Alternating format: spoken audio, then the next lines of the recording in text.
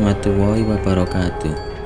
Selamat malam dan jumpa lagi di channel Serat Sejarah. Pada video kali ini aku akan menceritakan kisah pengalaman pribadi dari Roy Risandi. Dan selanjutnya aku pembaca sebagai orang pertama, yaitu Roy. Sebelum itu pastikan semua pintu dan jendela udah terkunci. Jangan melihat ke atas lemari, ke kolong tempat tidur, ke kamar mandi atau sumur tua di rumahmu. Mari kita simak ceritanya. Roy, jadi kan besok hari Minggu kamu mengantar aku? Tanya Satrio. Males aku. Aku males sama hal-hal gituan, jawabku. Jangan gitu, kamu dulu kan pernah janji sama aku akan selalu membantuku. Iya sih, janji yang sampai sekarang aku sesali. Mengapa aku sampai mengucapkan janji itu? Satrio adalah temanku, pria dengan tubuh pendek tapi atletis, kulit sawo matang, wajahnya agak jelek dengan rambut yang ikal. Satrio memang dari remaja suka petualangan dan sering mendatangi orang-orang pintar. Itulah yang bikin aku muak dan gak suka sama dia. Kalau bukan karena janjiku dulu, aku gak mau membantunya. Pernah aku diajak ke seorang dukun pelet. Sebenarnya aku gak mau, tapi karena janjiku tadi, aku jadi gak bisa apa-apa. Mungkin kalau gak ke dukun pelet, dia jadi perjaka tua. Sekarang dia udah punya istri dan 2 orang anak. Istrinya juga gak begitu jelek. Dia tinggal di ujung desa. Rumahnya rumah kuno, tempatnya agak tinggi karena tanahnya yang tinggi. Rumah itu sendirian jauh dari rumah warga. Dia bekerja sebagai kuli panggul di pasar. Ekonominya pas-pasan, malah aku yang masih membujang sampai sekarang. Ceritanya kenapa aku sampai mengucapkan janji itu. Dulu ketika aku naik ke sebuah gunung di Jawa Timur, namanya Gunung A. Saat perjalanan dan kami hampir sampai di puncak gunung, entah karena kecapean atau karena melamun, kaki aku terpleset, hampir aku jatuh ke jurang yang cukup dalam. Dan aku hampir mati. Untungnya Satrio menangkap tanganku dan menyelamatkan nyawaku. Sejak saat itu aku berjanji pada Satrio untuk selalu membantunya.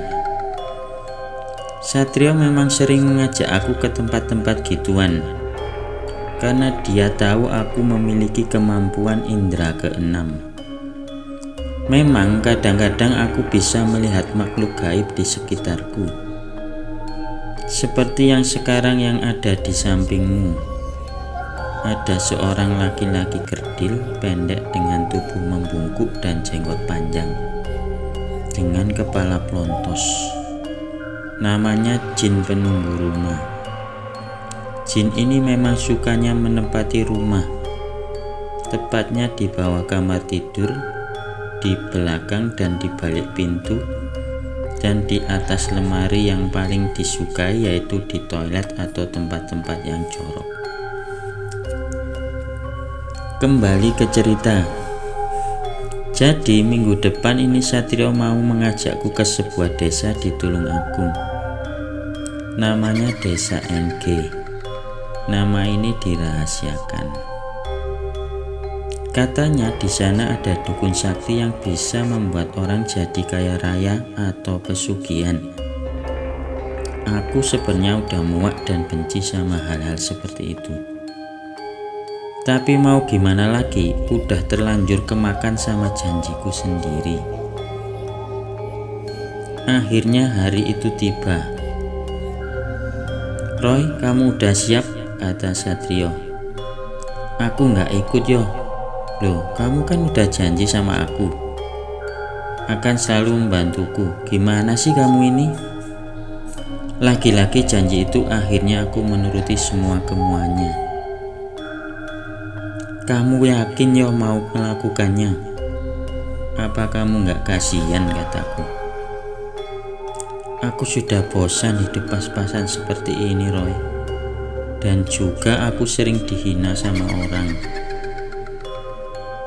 Tapi ini kan bukan hal yang baik, kataku. Ah, kamu tahu apa? Biar aku yang menanggung semua dosanya.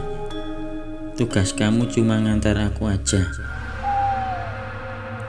Dasar malu pendek jelek gak berperasaan. Memang watak dan kemauannya sangat keras, gak bisa dicegah. Mungkin wetonnya Sabtu Pon kali. Kata orang Jawa, weton Sabtu Pon itu wataknya keras. Kami berangkat naik bis kota. Perjalanan dari kotaku ke Tulungagung kira-kira sekitar 8 jam. Sampai di sana sekitar jam 4 sore. Kemudian kami naik angkutan kota ke desa NG. Desa ini berada di sebelah selatan kota Tulungagung, kira-kira 1 jam dari kota Tulungagung. Desanya masih asri alami, rumah-rumah warga terkesan masih bangunan lama. Akhirnya kami sampai di desa NG. Dan kami mulai bertanya-tanya ke warga di mana alamat Ki Sastro Aji Segoro Banyu, nama samaran.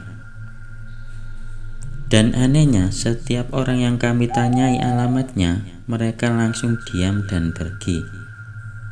Akhirnya kami tanya pada seorang laki-laki tua yang sedang mencari rumput.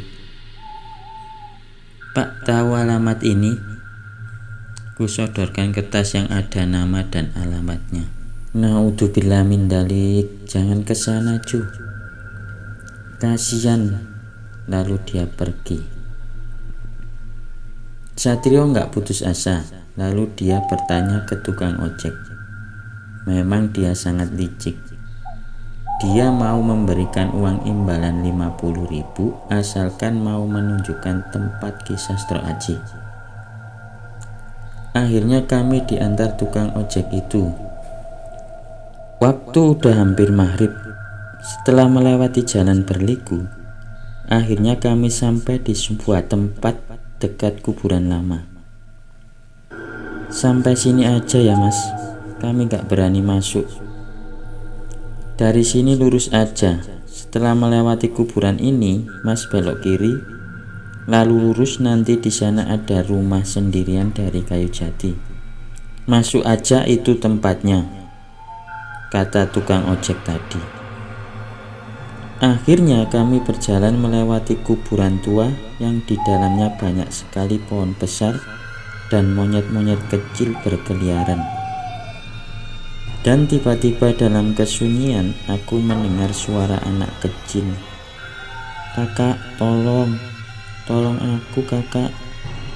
Antara sadar dan tidak sadar, atau karena indera keenamku, monyet-monyet tadi dalam bayanganku berubah menjadi anak-anak kecil yang meronta-ronta karena terikat di pohon itu. Astagfirullahaladzim, betapa terkutuknya orang tua mereka. Anak-anak ini sungguh kasihan. Yo, ayo kita pulang. Jangan lakukan perbuatan terkutuk ini. Apa katamu? Kita udah sampai di sini. Jangan macam-macam kamu, ingat janjimu dulu. Bangsat dalam hatiku. Kenapa aku punya teman seperti ini? Akhirnya aku menurutinya sambil hatiku gak karuan mendengar suara-suara tadi. Lalu benar setelah melewati kuburan tua, kami akhirnya sampai di rumah Ki Sastro Aji. Rumah tua ini seperti rumah kebanyakan orang Jawa dulu. Ada ruang tengah gabung dengan ruang tamu. Dan di sebelahnya ada tempat pemujaan seperti punden tua. Rumahnya terlihat seram dan angker. Bau mistis dari bau dupa kemenyan mulai terasa. Assalamualaikum. Ya, masuk aja anak muda. Suara dari dalam rumah Ki Sastro Aji.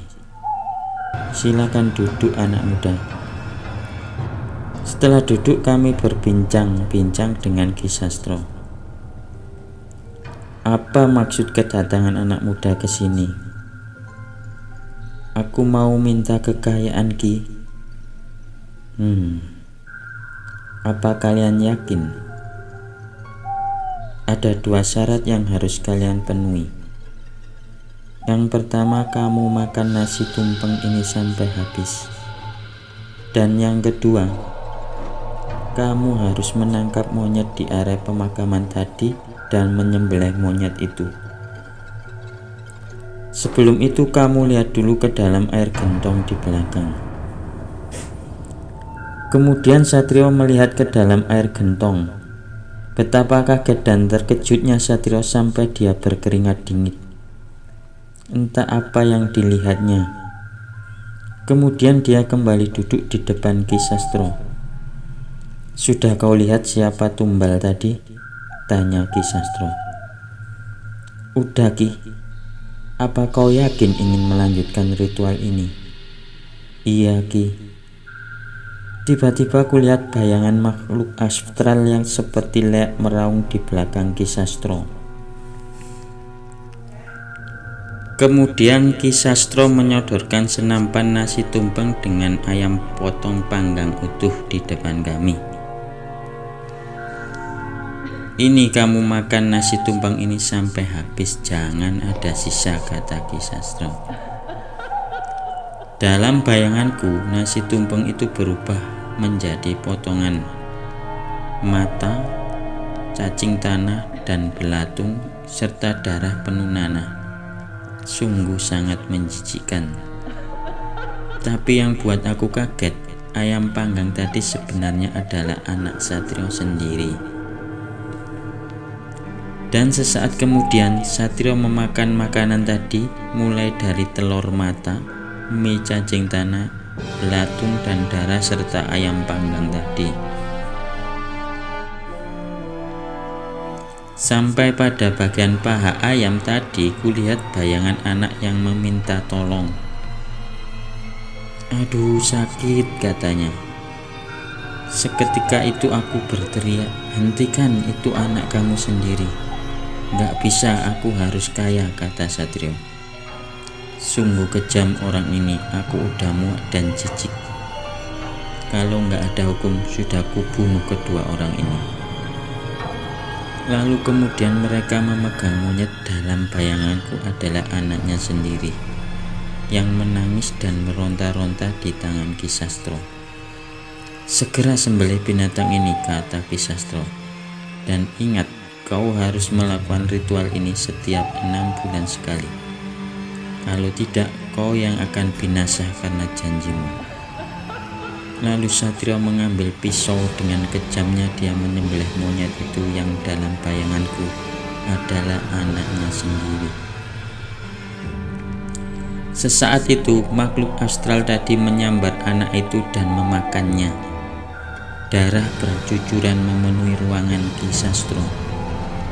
Kau bukan temanku lagi, aku gak peduli. Dan aku kemudian keluar dari rumah itu. Bangsat, ku tinggalkan Satrio sendiri. Aku kembali ke desaku sendiri. Tak berapa lama aku mendengar anak Satrio jatuh ke dalam sumur dan meninggal. Dan anak yang satunya lumpuh karena ketabrak sepeda motor pada kakinya. Aku gak kaget, ini hasil perbuatan ayahnya. Kulihat di rumahnya, Satrio menangis meronta-ronta sambil menggendong anaknya. Dasar orang munafik, yang digendong itu monyet. Aku muak melihatnya. Dan menurut tetangganya, anaknya tadi dikubur di bawah tempat tidur di kamarnya. Mungkin syarat dari Ki Sastro. Sejak saat itu aku gak pernah berhubungan atau ke rumah Satrio. Katanya dia semakin kaya sebagai juragan material. 6 bulan kemudian, anaknya yang lumpuh juga meninggal dan dikubur di kamar itu. Setelah beberapa bulan, istrinya juga meninggal dan kubur di kamar itu juga. Gak berapa lama setelah kematian anak dan istrinya, usaha Satrio jatuh bangkrut dan dia depresi, kemudian mengakhiri hidupnya di dalam kamar tadi. Setelah beberapa tahun rumah itu kosong dan jadi rumah hantu. Tiap orang takut lewat rumah itu karena ada hal-hal aneh. Seperti ada suara-suara anak kecil menangis dari dalam rumah itu. Hingga kemudian saudara Satrio menjual rumah itu dengan harga murah. Membuat seorang juragan kontrakan dari Jakarta membelinya. Dan sekarang rumah itu dikontrak oleh keluarga Sinta.